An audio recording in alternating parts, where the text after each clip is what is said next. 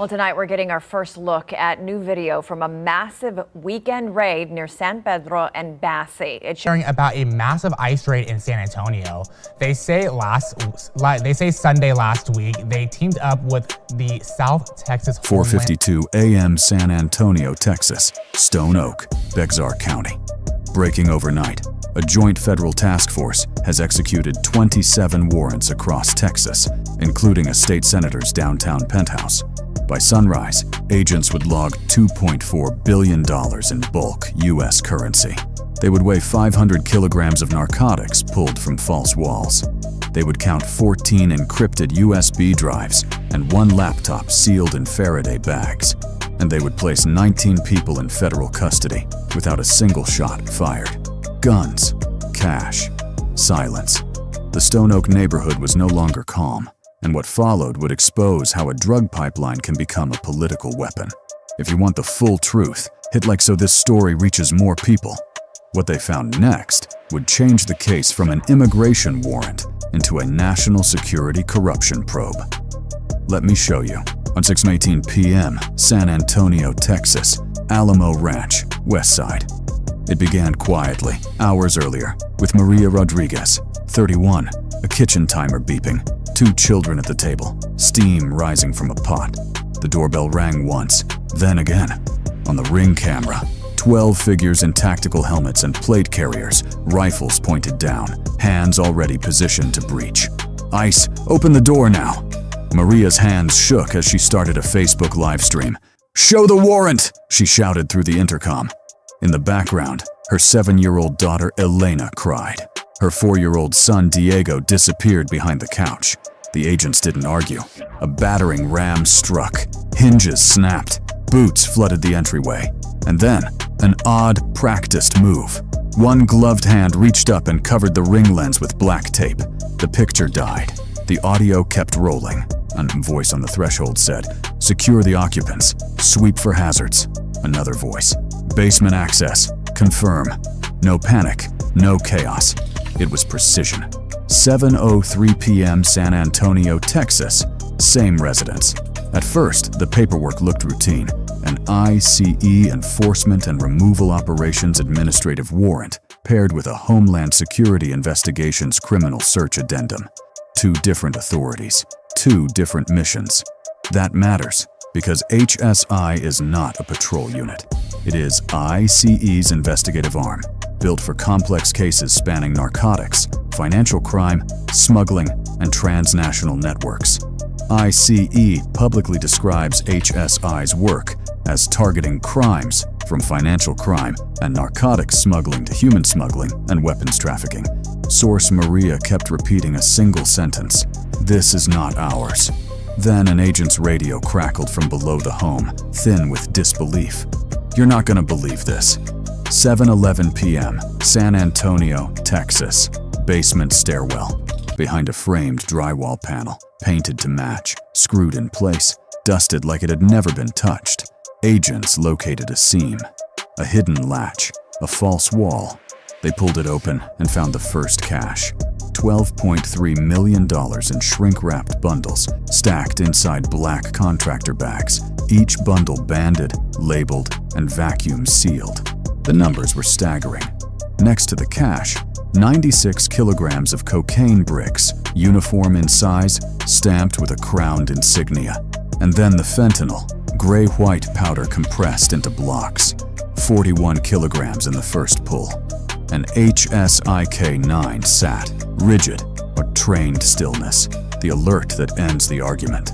Maria screamed. Elena screamed louder. Diego vomited on the hallway rug. Agents moved with speed and purpose. They photographed. They weighed. They called in DEA. And they locked down the perimeter like the house itself had become an evidence vault. 7:26 p.m. San Antonio, Texas. Perimeter established within 15 minutes. The scene expanded.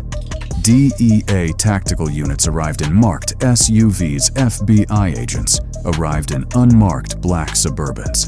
A U.S. Marshal Service transport van staged 2 blocks away. This was not a local drug bust. This was a federal containment operation. And still, it didn't explain the address. Property records, pulled in real time, tied the home's mortgage holder to a shell, LLC, Alamo Vista Holdings. No signage, no office, no employees, just a mailing address. FinCEN has warned that shell companies often have no physical presence beyond a mailing address and can be exploited to disguise ownership and purpose, making them attractive for money laundering. Source. But there was another name buried in the filing history, a name with power. Texas State Senator Gabriel Montes. 8:44 p.m. San Antonio, Texas. Federal briefing, San Antonio Field Office. By nightfall, the task force had a problem. The evidence in the basement suggested a high-volume stash house, but the paper trail suggested something cleaner, white-collar protection. The command board filled with red markers: Stone Oak, Southtown, the King William District, the Pearl area, downtown high-rise, and 2 logistics nodes, an I-10 warehouse corridor near Leon Valley, and a Loop 1604 storage complex on the north side. Agents traced shipments through Laredo and Eagle Pass, 2 crossing points that move legitimate commerce by the ton and contraband by the kilogram. A timeline emerged. 2019, the LLC first incorporated. 2022, the mortgage refinanced twice, equity extracted in cash. 2024, a spike in wire activity tied to consulting services. Early 2026, a sudden increase in encrypted communications and burner phones. The deeper agents dug, the clearer it became. Maria Rodriguez was not the architect. She was a door on a hallway that led somewhere higher. 1:12 a.m., San Antonio, Texas. Surveillance staging, downtown thermal imaging, watched the penthouse windows. Drone footage mapped rooftop access. A building engineer, working under federal order, provided mechanical room keys and elevator override protocols. The target was a luxury unit overlooking the River Walk, registered to a second entity, Montez Strategic Consulting, LLC. This was where the case became volatile. High-profile targets bring pressure, lawyers, cameras, accusations of political warfare. So the team doubled down on procedure. Warrants signed, entry plans reviewed, custody chains pre-labeled, evidence tags assigned per room. And then the call came down from federal leadership. The order came at 3:38 a.m. Execute all targets simultaneously. Type yes if you want to see all targets hit at once. 4:52 a.m. San Antonio, Texas. Downtown high-rise, penthouse level. Fog hung low along the streets, caught in the white glare of street lamps. Elevator access was cut. Stairwell doors were controlled. FBI SWAT stacked at the landing. DEA took the service corridor. ICEHSI held the inner perimeter. U.S. Marshals secured arrest teams at the lobby and garage gates. Above them, helicopter blades chopped the dark. Low, distant, not for spectacle, but for overwatch and containment. Breach, breach, breach. A hydraulic tool bit into the penthouse doorframe. The lock failed. The entry was clean. Inside, marble floors, staged art, a kitchen too spotless to be lived in, a closet lined with suits, a hidden room behind a mirrored panel. Resistance came in the form of silence. No armed guard, no barricade, no shootout. Just a single man near the hallway, hands raised, wearing a robe like he'd been waiting for the inevitable. Senator Gabriel Montes. He did not ask why. He asked who had authorized it, and he asked it twice. 5:09 a.m., San Antonio, Texas. Penthouse interior, a hidden structural void. Agents searched like accountants with rifles. Methodical, grid-based. A stud finder hit hollow space where solid support should have been. A drywall cut revealed a cavity engineered into the wall, framed, sealed, insulated. The first pull produced cash, not stacks, brick columns of $100 bundles, vacuum-packed and layered like construction material. Then more wall space, another cavity, another. By 6:17 a.m., the running total crossed 1.1 billion. By 7:40 a.m., it reached 2.4 billion in bulk currency, packaged for transport, each bundle tagged with coded markings. The numbers weren't just large, they were logistical. This wasn't spending money, it was operating capital. 6:02 a.m. San Antonio, a Texas secondary cash room. Behind the Penthouse's wine display, bottles arranged for show, agents discovered a concealed safe set into reinforced concrete. The safe was opened under camera, gloves changed, serial numbers photographed, chain of custody forms signed in ink. Inside, 14 USB drives, each wrapped in anti-static sleeves, 1 laptop with tamper seals, 3 burner phones, and 2 passports, 1 Mexican, 1 Panamanian, both with the same face but different names. No note, no phone, no trace. But the devices were the real payload, because drugs and cash can be explained away with lawyers and denials. Data is harder to bury. Comment, warrant, if you believe the paperwork matters as much as the weapons. 7:28 M. San Antonio, Texas. Evidence lab intake. FBI forensic techs logged the devices. DEA analysts logged the narcotics. WHS. Financial investigators began mapping accounts. I reviewed suspicious transaction patterns, and the work turned cold. Encrypted drives don't confess. They resist. They delay. They buy time. But time was not on Senator Montos's side, because the task force had already seized ledgers from the Stone Oak home, coded entries, dates, amounts, and initials that did not match Maria Rodriguez, her children, or anyone in her phone contacts. The entries matched something else: payment scheduling, political calendars. And when the first USB finally decrypted, the screen filled with spreadsheets, columns labeled with abbreviations that investigators recognized immediately. Shell entities, wire routes, consulting invoices, cash drops, and what appeared to be pay-to-play schedules. 10:16 a.m. Austin, Texas. State Oversight Corridor. Every trail pointed to the same structure. Money moved through domestic shell companies, then through offshore centers, then back into legitimate contracts. FinCEN has warned that shell company opacity can be exploited to disguise ownership and move money globally through wires and layered entities. Source investigators flagged nodes in Panama City and the Cayman Islands. And then the cartel references surfaced. Names that don't need explaining in the Southwest. CJNG, the Sinaloa Cartel, and the Gulf Cartel. The DEA has publicly described CJNG as a key supplier of illicit fentanyl to the United States, and the Sinaloa Cartel as one of the largest producers and traffickers of fentanyl and other illicit drugs, with multi-kilogram smuggling into the US and worldwide. To source, what they uncovered was not petty corruption. It was a convergence. Trafficking logistics fused to political access. 11:33 a.m. San Antonio, Texas. Victim impact files. In the task force briefing room, the human cost was not an afterthought. It was the reason the case existed.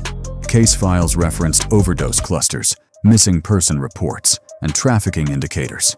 Teen runaways, coerced labor, and families who never got answers. ICE has noted that America faces a public health emergency, with drug overdoses claiming more than 1 million lives since 1999. And that accidental opioid overdose is the leading cause of death for Americans ages 18 to 45. Source: those aren't abstract numbers. They are empty seats at dinner tables. They are birthdays that don't happen. And now, their agents were staring at documents suggesting the profits didn't just buy cars and guns. They bought influence. Share this video so communities understand what was hiding. 12:58 p.m. Houston, Texas. Parallel arrests. Simultaneous arrests unfolded across 6 sites. A Southtown office suite, a warehouse near I-10, a Loop 1604 storage facility, a suburban home in Sugar Land, a trucking yard outside El Paso, and a short-term rental near the Pearl in San Antonio. Agents seized 23 firearms total, including 7 handguns with filed serial numbers, 2 short-barreled rifles, and 1 suppressed weapon stored inside a false HVAC return. They recovered an additional 363 kilograms of narcotics, bringing the total to 500 kilograms seized across the operation. And they arrested 19 individuals, including 2 accountants, 1 campaign consultant, and 3 logistics coordinators, and Senator Gabriel Montes himself. The shock spread faster than news alerts. Phones lit up across Texas. Lawyers raced to courthouses. Political staffers issued denials before they understood the allegations. 2:21 p.m. San Antonio, Texas. Federal courthouse steps.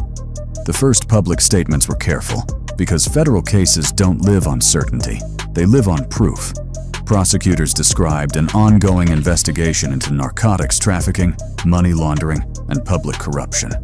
They did not claim an election outcome was changed. They did not announce conclusions beyond the evidence seized. They spoke in the language of procedure: warrants, custody chains, verified transactions, authenticated communications. But the existence of the spreadsheets and the alleged payment schedules hit the public like a pressure wave. Because trust inside institutions weakened not in one dramatic collapse, but in small fractures. Each revelation becomes a test. Who knew? Who looked away? Who benefited? If this shocked you, comment "Trust" below. 5:44 p.m. San Antonio, Texas. Back to Alamo Ranch. Maria Rodriguez was released pending further investigation, her children placed temporarily with family. Her home, once just a kitchen and a hallway and a bedtime routine, was now a crime scene on the internet. Millions watched the ring clip, arguing over seconds of audio. Some saw government overreach.